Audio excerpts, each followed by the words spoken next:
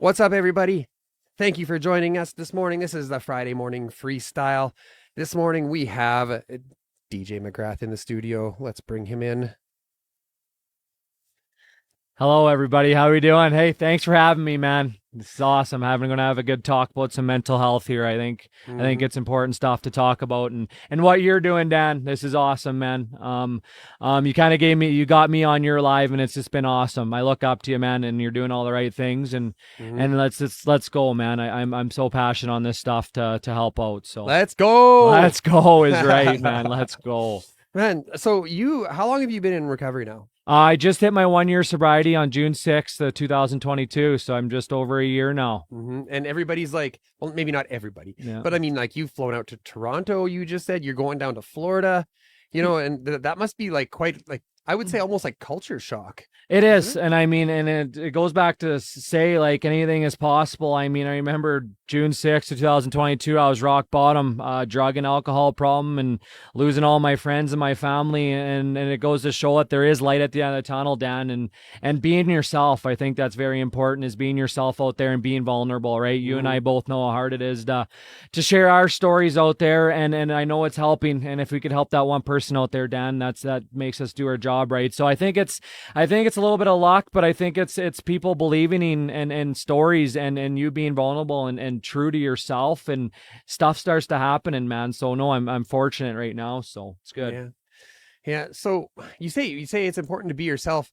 Now, with my own journey into recovery, and now just basically what I like to call just moving forward in my life, like I believe that there's a time where I don't know if recovery really truly ends, but I think for me it's shifted more into discovery, like learning more about who I am and how I fit in this world. And with it being Men's Mental Health Month, June, I think it's important that we talk about how we view ourselves and how who we are seems to change. Like early in my recovery, like I would be who I thought other people thought I should be. I would try to be that. And I never really had much success with that. How has it been for you? Like since you put down the bottle and the dope, how has the way that you see yourself changed?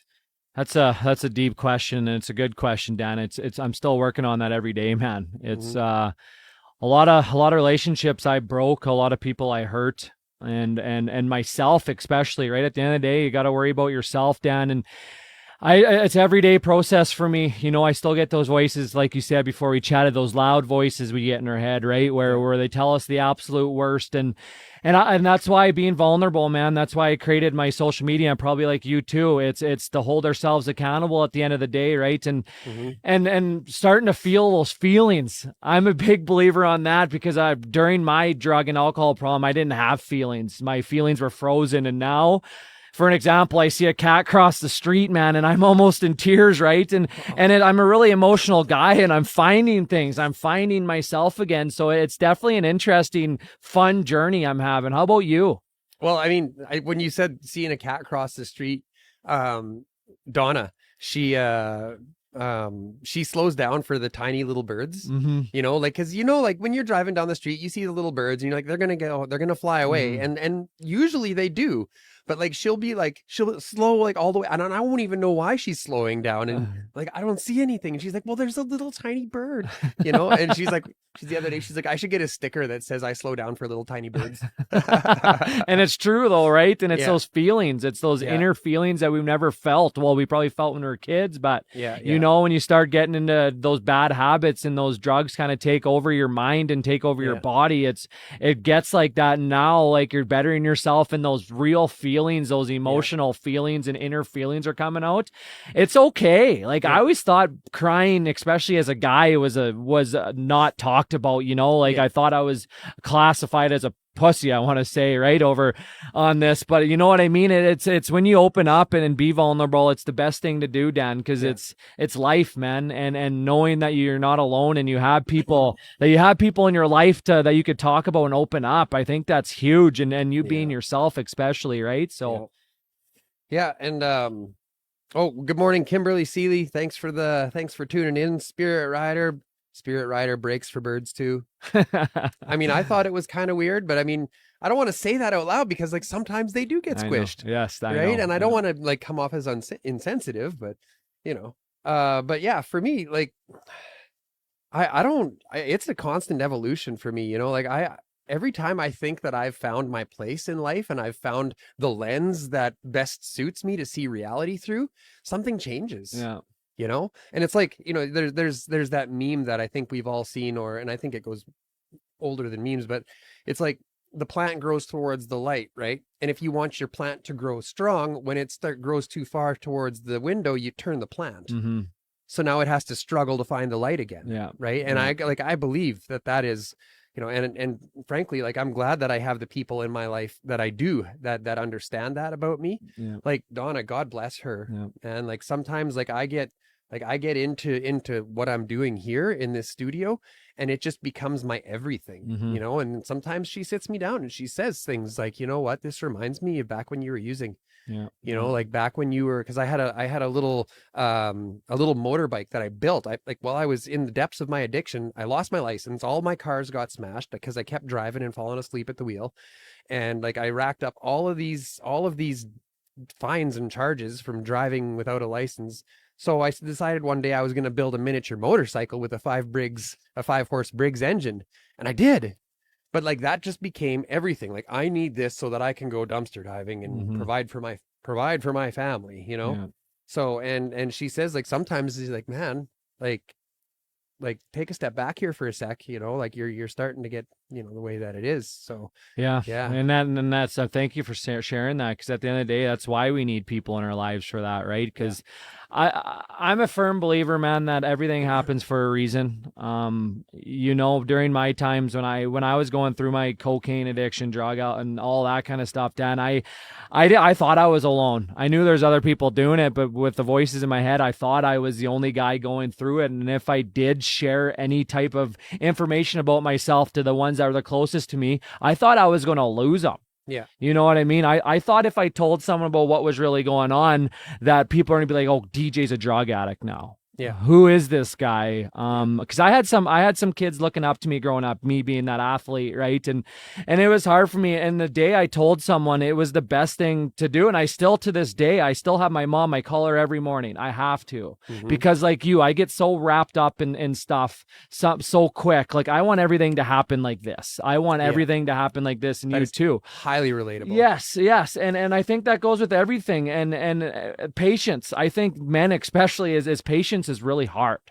For me, it's super hard. Yeah. I am thinking about the big picture is hard, right? Because we want everything to happen like this. Well, and we're the hunters, we're the providers, The right? alphas, yes. You know, like we're supposed to have this shit under control so that, you know, the family can thrive and so the home can be made, you know, and we get put up on this pedestal. And often, like with the way that my life is right now, that pedestal is 100% Dan made. I build this giant pedestal and then I have to go and stand on top of it and try to like maintain that. Yeah. And I feel like I'm doing it on my own, Yeah. you know, but that is not the case. No. You know, like I said, I have a wonderful partner that does probably more than she should, you know, and I have to learn to integrate into my relationships more as a part of, as opposed to feeling like I'm standing on the outside of the relationships. Yeah. You know what I mean? Exactly. And then it goes back to asking for help too, right? I think that has to do with everything, because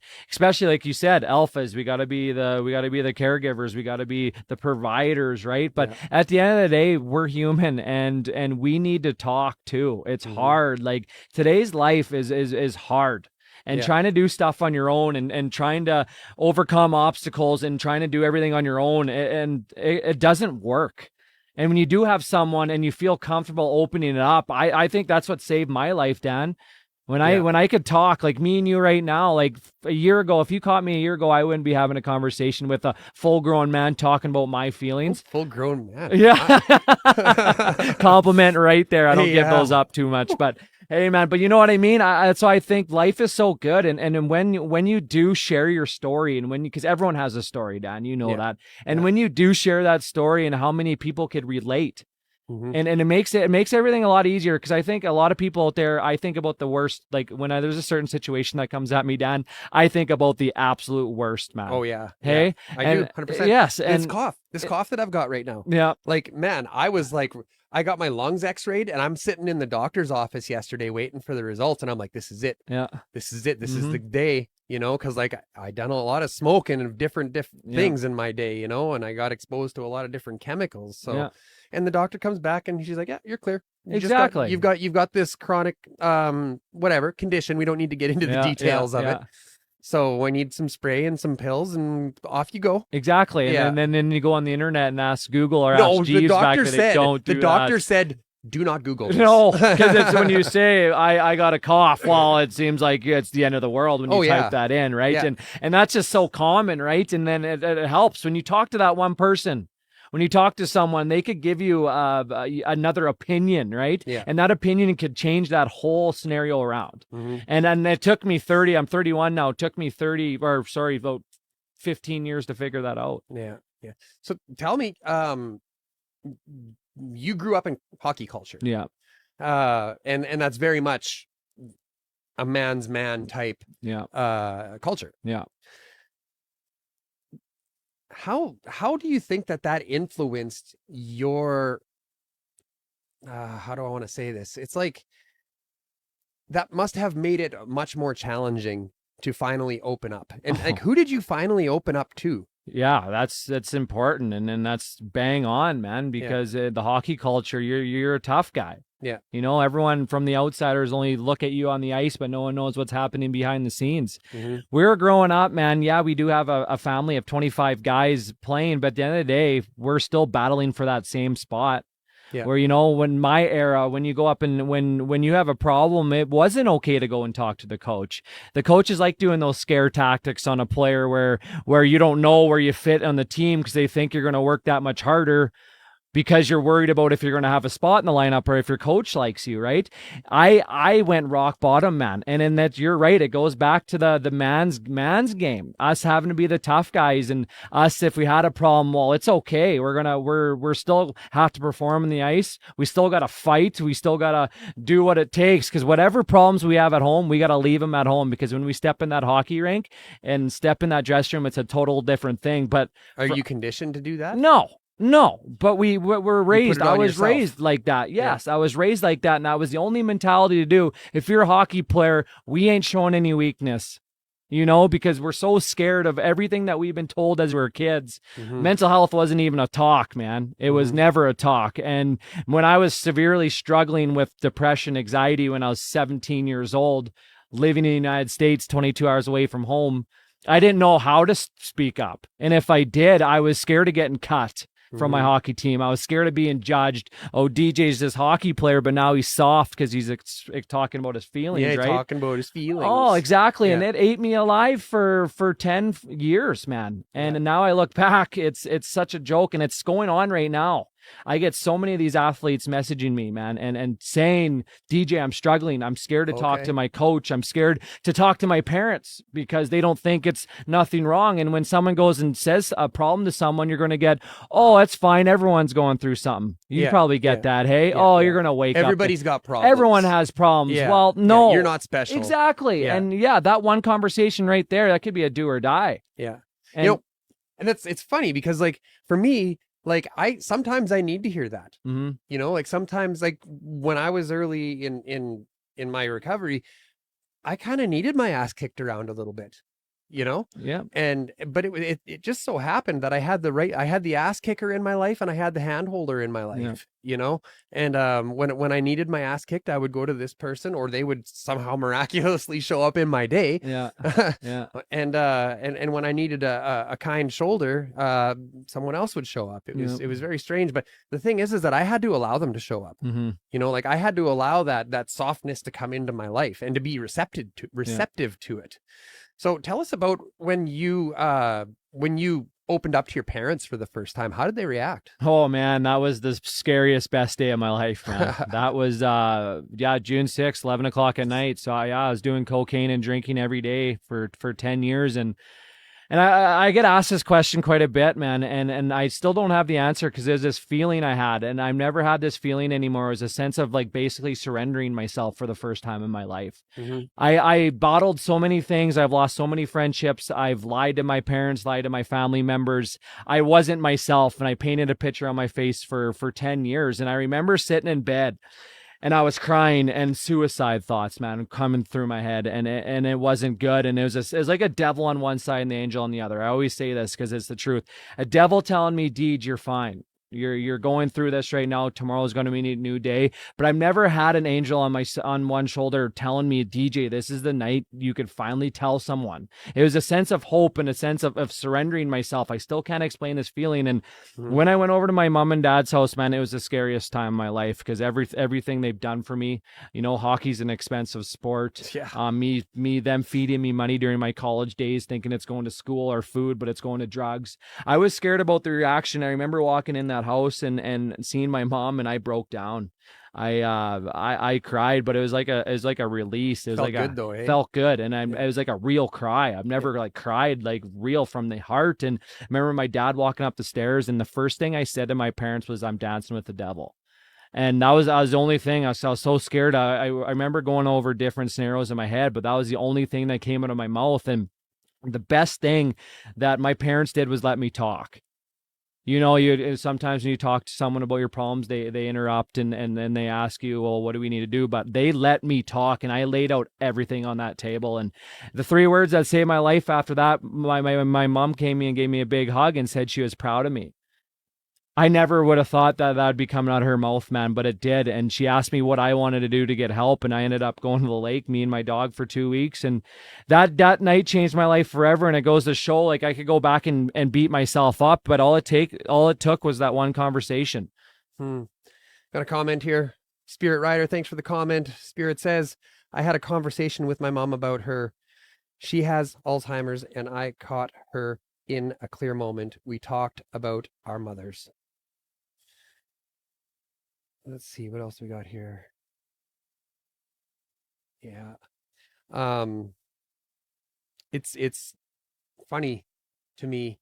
Like I was saying before, like I built myself up on this pedestal, and I continue to do that. Like I have to be really careful, man. Like I can very easily be my own worst enemy, you know, and it's that drive that makes people not unlike us so successful in life, but it can also be the same drive that drives us into the ground, and not even necessarily back to substance use, but to darker things and even different kinds of behavior. You know, like this studio that we're in can very, very easily be the fix for me. I can come in, I can hide here from my problems, and I can, you know, post memes and do whatever and make shows. So, but it sounds to me like all of the things that you were running from, all of the consequences that you were expecting to get from your peers and from your family, they were all in your head. Is that true? Yeah, 100%. Yeah. I had my whole life. Yeah. If I look back then, and I'm sure you could vouch for it, it was voices in my head telling me the absolute worst. Yeah. I think I'm a big believer that there's a lot of opportunities missed with a lot of people that you know, have big dreams, and, you know, there's might be that one person that's going to say no, or in your head, especially there's those voices in your head that are going to tell you the complete opposite. And I think there's a lot of opportunities missed. And I'm working on it every day. Like I still battle with depression, anxiety, and me waking up feeling like a piece of shit pretty much, and voices in my head telling me that. But I'm working on it. And like you said, I'm glad you said that with this is your fix in your studio, right? Because we're so used to doing the easy fix, and that's using, and that just goes to show how much we've grown, right? And how vulnerable we are for giving back, Dan. Like it's hard. Like that's how I respect yourself so much, right? Because I'm pretty new at this, and you being vulnerable, this is why I do it, because I see guys like yourself, see guys like Brad for Sober Motivation. Like you guys are the goats. Like you guys are the people that are showing us that it's okay to not be okay. That's my biggest thing, man. It is okay to not be okay. It is okay to have problems. It's okay to surrender. It's okay to open up, because that's what saved my life, was finally taking that mask off my face and finally being real. And that changed my life forever, Dan. And I'm sure you could relate on that. And And life is good, man. Being emotional, being yourself, crying, man. I never thought being a hockey guy. Let's cry right now. You know what I mean? Being a hockey guy, we weren't allowed to cry. You know, that's what we were taught. Now I'm going to go cry and play hockey. Yeah, exactly. Like, and what are you going to say about it? Like, you know what I mean? So it's just crazy, this life, how it works. But I'm just happy we came out alive in what we're doing now, man. So it's awesome. Yeah. Have you gotten any negative lashback from coming out and talking about mental health? You know what? That's a good question. I haven't, but obviously on social media you get those people that God bless the trolls, man. Exactly, and that's the kind of you're winning at life. Feels fire to me actually when I see that. But you know, I honestly thought when I first wanted to share my story, I'm from Kinnersley, Saskatchewan. It's a oil gas farming community, small town. It's a really competitive town. Lots of Pilsner there. Yeah, everything. A lot of drugs. There's a lot of everything, and I was scared. It took me a lot to open up, but I'm so glad I did, because it's slowly making its name for itself out there. Mm-hmm. But I know there's obviously going to be some haters. There's going to be people that are against it. But I mean, I'm pretty good at canceling those voices out and keep doing what I do. Because at the end of the day, it's holding me accountable and it's keeping me sober. So I don't really care about that stuff anymore, man. Yeah. Yeah, the voices don't tell you to care. Although the voices do, but I'm slowly getting over. But the actual voices on the outsides, yeah. How about you? Yeah, well, you know, something stuck with me. The other day, I had a guy on by the name of Ryan Bathgate, and something he said a lot of things. That guy's a fast talker. Yeah, fast talker. But he said, like, if the voices are me, then how can I hear them? You know, like he said something like I'm the one listening to the voices. So that's not who I am. It's not, it's coming from somewhere else. And he got into in very, very deep into it. But that was something that really like resonated with me, you know, because like the thoughts that I have in my head and the like, I love to wander off into the future, man. I'm an excellent time traveler, except my future, when I time travel, it usually turns into a dystopian train wreck. But but that's the thing. Like I said before, the worst part about my life most days is the way I think about my problems. Yeah. You know, I don't think that I've ever had a problem bigger than the ones that I make up in my head. You know, and I'm starting to now, even like I'm like 6.5 years in. You know, I haven't had a drink or a drug for a long time now. And still, I'm recognizing new patterns, but I'm recognizing new emotions, and I'm recognizing new opportunities to use those emotions and to switch those emotions. Like something else Ryan said, he was talking about put on the lens of beauty for a minute. You know, look at how this pain is useful to you. Look at how this anxiety is useful to you. What's it teaching you? And in that way, in that moment, I can be grateful for it. I can be grateful for the pain. I can be grateful for the uncertainty, because it's teaching me. Everything's teaching me. Yeah. You know. I wanted to ask you a question. That's bang on there. Since you're 6.5 years in and coming from a guy that just hit his 1 year, how's your routine from the start? Has it changed from the 6 years? Like, what's keeping you sober? This is coming from a guy that, I'm respect. Actually, my routine has. It needs work. Yeah. It was better earlier on. Yeah. You know, but then I was like, I had a different kind of accountability at the beginning. You know, like I was very close to the recovery community. I had a lot of people asking me like, how are you doing today? You know, what did you do today? Are you working your steps? Are you whatever? You know, now it's like, I've sort of like when COVID hit, I kind of moved away from that a little bit, and I found new things. Right. So like today, like DJ's already halfway to Saskatoon, and I go almost manic. I'm like, oh, we should go sea doing. So I message, I'm like, we gotta go sea doing. We need to do all the things, you know. And that's like that, because that's something that I do for my self-care now. Like I've built this life where I have a little bit of stability, and I can have these things like a sea do in my life. But what do? Like traditionally, like it would have been like make sure that I walk my dog every day, and I don't mean around the block. I mean, go like out here. We have a beautiful dog park with all sorts of wooded trails. It goes down to the river. You know, I would do that like every day, and I would take my son and I would take the dog, and we would go and we would walk every day. It was non-negotiable, you know, rain or shine or snow or whatever, we'd get out. That Yeah. was really important to me, and it should still be important to me. And quite frankly, I need to do better at that. Yeah. But now I have different things, Yeah. like I can go sea doing. I can wakeboarding is amazing, man. Mm-hmm. Like that helps my mental health. And like being able to have a machine that's reliable, like I can be thankful for myself that I've done the work, that I can provide this experience for my family, Yeah. service to others. Yeah. Right. I think that's so very important. Like, And when I pull it into the water and it starts, yeah. like, oh yes, Yeah. it started, because I had another one that didn't start that good, right? So Yeah. driving to the river was always anxiety Yeah. inducing, right? Yeah. Is that anxiety worth the extra $1,000 that I could spend now? And I'm not. Mhm. Everybody's life is different, but I'm just saying, like, I was in a space where I could spend a little bit more and have some more reliability in my life. Yeah. So whatever that reliability looks like to you, what can I do that's going to make the things in my life that I like more reliable? Yeah, exactly. I think that's so important. Everything you're doing is outside. The vitamin D. Yes. I that's so important, because I used to never leave my house when I was using, Yeah. and I walk my dog every day. Routine is huge. I had a good quote on the way up here from Matthew McConaughey, and if I'm pronouncing his name right, but Nah. he journals, and I journal too, lots. And I thought journaling wasn't going to ever be in my life, but he said, write down absolutely everything. Write down everything that you're doing. And he said that the biggest thing that caught my eye was, we always write down the negatives. He's like, write down the positives. Yeah. And I don't do that. I don't write down, I did this today. Because it's so hard to give yourself a tap on the back. But he said he does that because down the road, when he journals and he's going through a tough time, he looks back on what he wrote down, like how many hours of sleep he got that day, what made him have a good day. And I'm just like, it's just like, wow, maybe That's a I'm good going to idea. do that. And I think it is a very good idea, because I think we always worry about our negatives. Yeah. I think that's a very big thing, like especially us men and people in general. Like, when people say good job, Djay, I don't take it. Like, it's hard, because I've treated myself like this for the longest time, and I've wrecked so many relationships. It's hard to get good feedback in my life, which I am still working on that, but I think that's huge. Yeah. And that goes back to this Men's Mental Awareness Month. And I think we should chat about this a bit, because this Men's Mental Awareness Month, and you know how it is, Daniel. Why is it only talked about in 1 month? Yeah. Why is it? And it's not even talked about enough in that month. You know what I mean?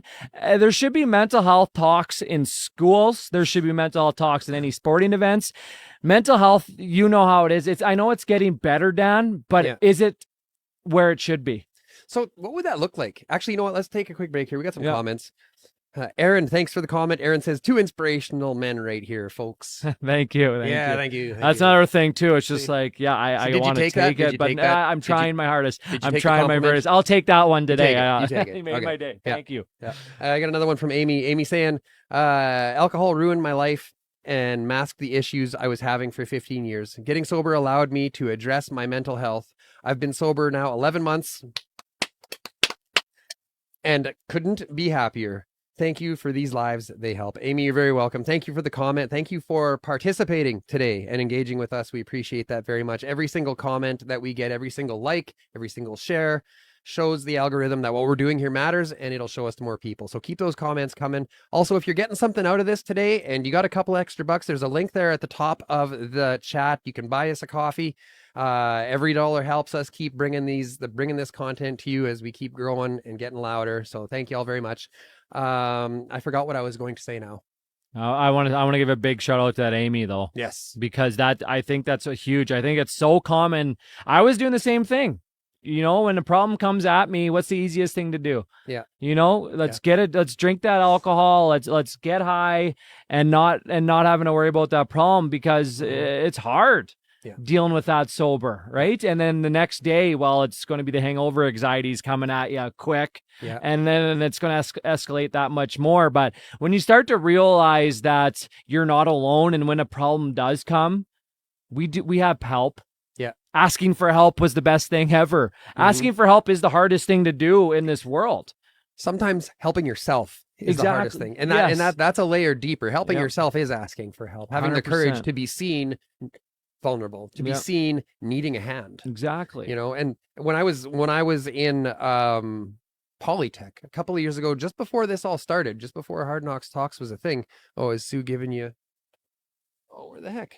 Our our dog's not in the studio. That's weird. He's like, this is too real. I got to be out. Yeah. When I was in Polytech, I was taking a safety certificate program, and I was scared, man. Like, COVID had started, and I was just like, I think my brain's cooked. I don't think that I'll be able to learn, you know. And I persevered, and I went and I signed up and I did the student loan thing, and the first month I was just like, I would log into class and just everybody's like, oh, hey, how's it going? We would chat and we would do the class and the teacher would talk and all the things. But my hands were just sweaty and the bottom of my feet were just sweaty, just riddled with anxiety.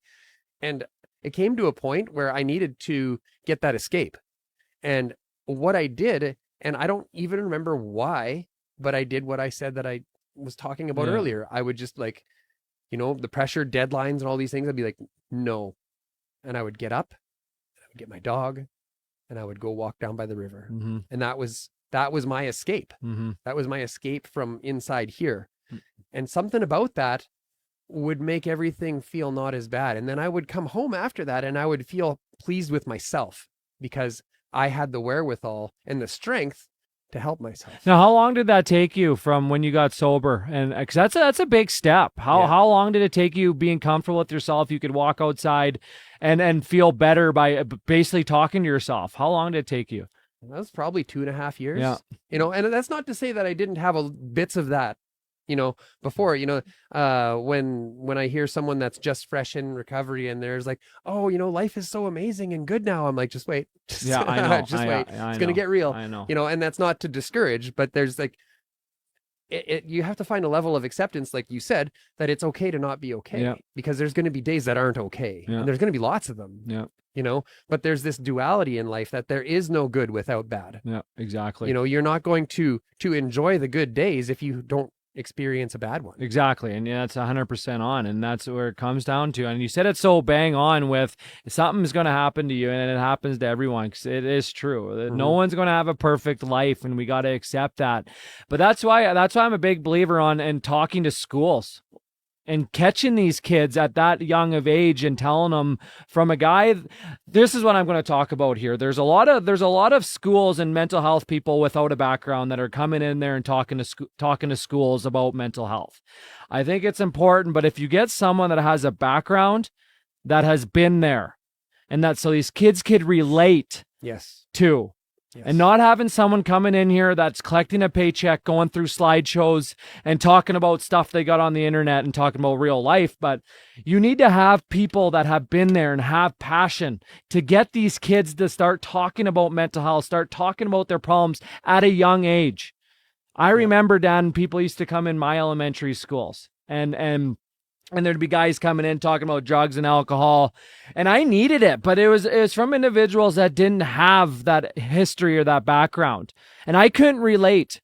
Yeah. So I think it's so important to have conversations like this all the time, because right now, this is my therapy right now, talking to you. Yeah. This is helping me so immensely, because I still battle with my own head, and talking to you right now, helps out. So I think, what's your thoughts on it, Dan, about people going into these schools, catching at kids at a young age? Because mental health starts at whatever age. There's no age where it starts, because it could start at whatever age. I think if we're going to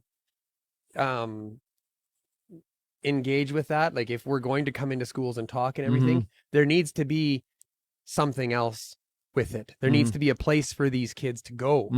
Like you can't be like, y'all should talk about mental health, see you later. Like there needs to be more where do we do that, how do we do that, who can we trust?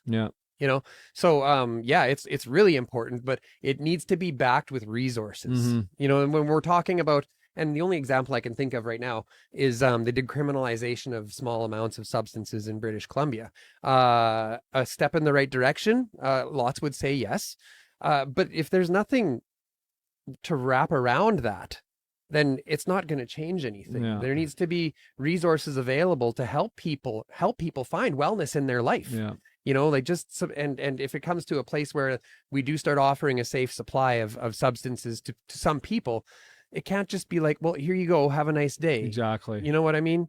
So yeah, absolutely. We do. And like, we do need to have these conversations, but we also need to to stick around after. And Yeah. like, I don't know, like when you go and talk in schools, like you stick around after, right? 100%. I always show up 10 minutes before because I honestly, voices in my head telling me my story isn't good enough. Yeah, I and I'm treat gonna it be li- late. Yeah, I treat it like a game 7 overtime. Like I'm nervous, but I show up, but I stay for hours after. Yeah. I got bracelets I give out to the kids. I got my Instagram and then a kids helpline. But you're right, that's so very important. You can't have a guy come in there and talk about mental health. You need to be there for these kids.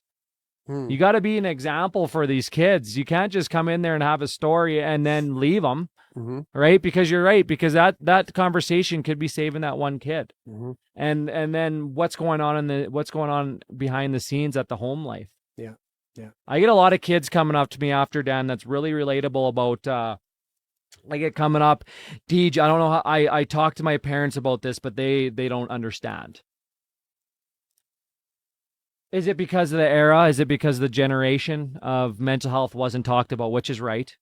It took a while. It's for a lot of people that are older, it's a lot harder for them to understand mental health, because they weren't used to mental health when they were growing up, right? So they weren't used to talking about it because acknowledging it. Exactly. So I get a lot of kids like that, and it's scary because where do they go and ask for help? Yeah, you got counselors and everything, but it's so hard to speak up and because you think you're alone and you're going to get judged. Yeah. We got a question coming in from Aaron. I think we already answered it though. Hang on. Question, Djay, how do you pass on helping information to people who don't have any kind of support system? I think we kind of covered that. I have a support system now, but I didn't have to start besides my mom and dad, right? Yeah. The biggest thing I did, Dan, and what's this guy's name? Sorry? Aaron. Yeah. The biggest thing I did is being vulnerable.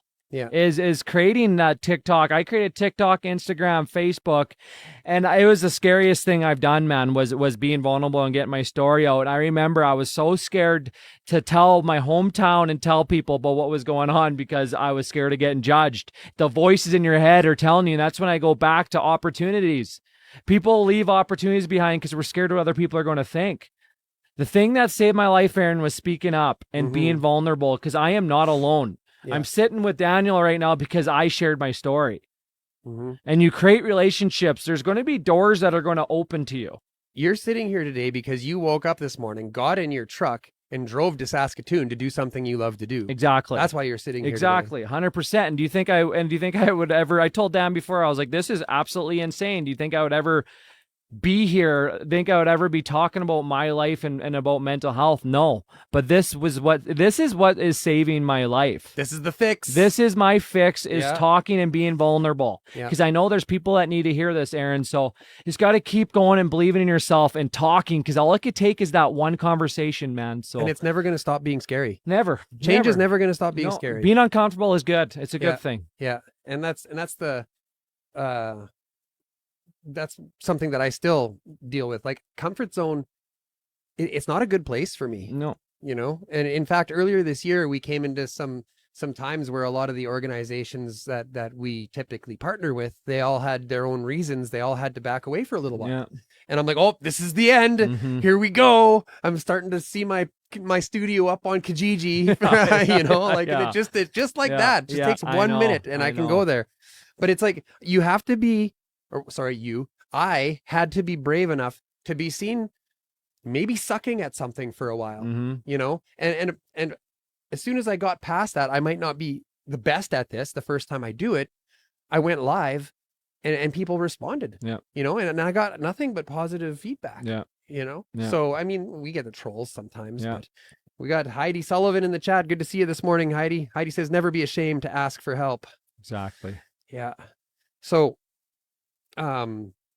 what's the future look like for you? What scares you?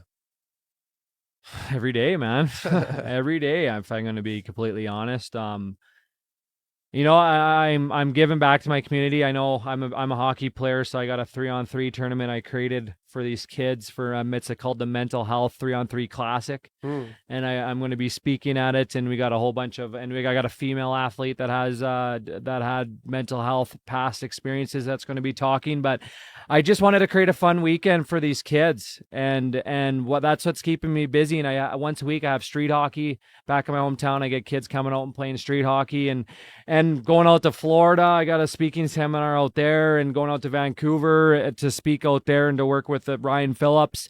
And yeah, it's just, it's crazy, but it just goes to show of bettering yourself and being vulnerable, right? If I didn't speak up about my story, if I didn't basically surrender myself, I wouldn't be sitting here today. So it all goes to show of stepping out of that comfort zone, because when you are comfortable, that's when bad habits come, and that's when something bad's going to happen. Complacency isn't good, and I've learned that the hard way. I tried doing everything on my own, and I was comfortable doing it. Where every day I try to do something different, I try to do something new, stepping out of my comfort zone. Yeah, because I was so used to doing the same thing and being okay with it, and it led me down a bad path. And now I'm here. I drove to Saskatoon. I'm sitting on a live podcast in front of 3 computers and a headset. This goes to show I'm stepping out of my comfort zone and opening up. So yeah, this is what keeps me sober, man, and it keeps me happy. Yeah. Where can people find you? Social media. So on Instagram, it's Djay McGrath, MCGRATH. On Instagram. Facebook, it's Djay McGrath. I don't know why I switched it, but it's DEEJ McGrath. And TikTok is Djay McGrath Hockey. And I'm always on that social media, you guys. I'm always doing videos, whatever on my mind, because I'm real and honest, and I'm raw. I tell it how it is, and I like to do what Dan's kind of doing. I got Instagram lives. I do Instagram way and get people coming on to share their stories and doing what you're kind of doing, because like you always say, Dan, or we need an army, man. Hey, we need all these people to start sharing their stories, because it is powerful. Yep. So yeah. Cool, man. All right. Thanks so much for joining us today. Yes. If you guys want to check us out on YouTube, we go live on YouTube every Sunday night. Please jump over there. Please give us a like. Please give us a subscribe, and turn on those notifications so you don't miss a thing. We're doing a big push to move all of our long form content, like shows like this, are going to be eventually only available on YouTube. So jump over there now, be proactive, and get involved with that community, because that's where we're going. So, but that's it for today, you guys. Stay safe out there. Have a great weekend, and we'll see you Sunday night. Take care.